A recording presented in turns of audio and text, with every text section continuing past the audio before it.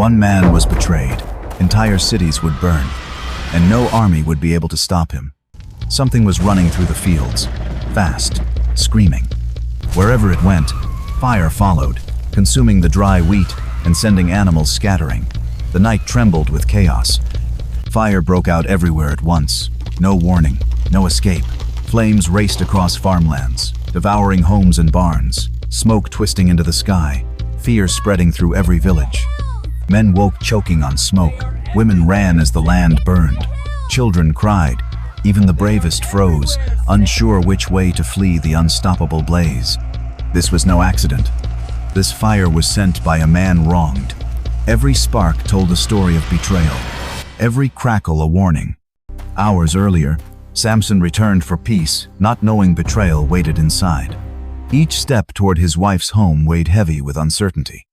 Her father stopped him cold. "She belongs to another now." The words cut deeper than any sword, igniting quiet fury. Samson said nothing, but the insult burned deep. His jaw tightened, his fists clenched. Silent promise forming. This would not end with words.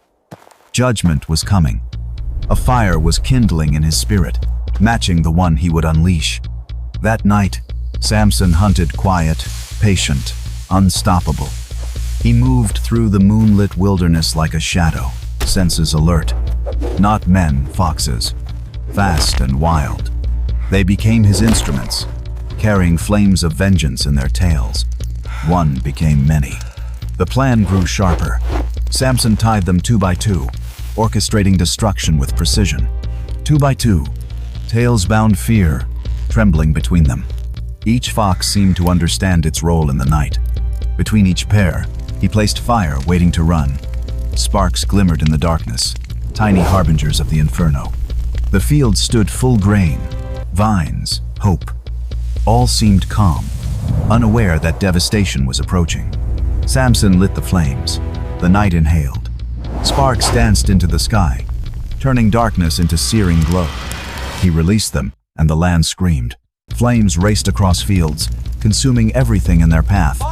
Fire ran faster than men, devouring everything. Vineyards, olive trees, barns all disappeared into the fire.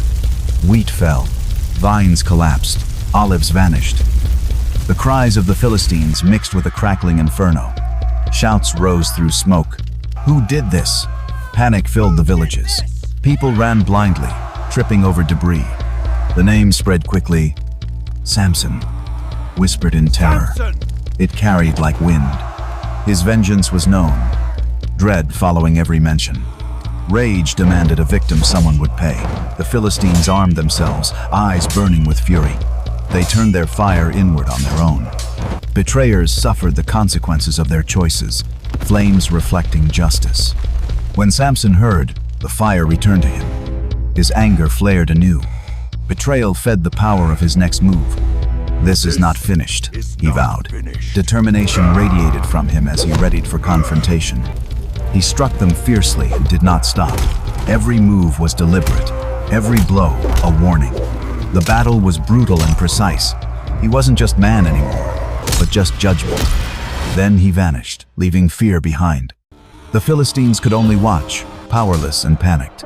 The battle's ground was quite body, all scattered and piled up. 1,000 laid motionless. Fields were ashes. Power was humbled. The once thriving land lay silent, scarred, and warned all who saw it.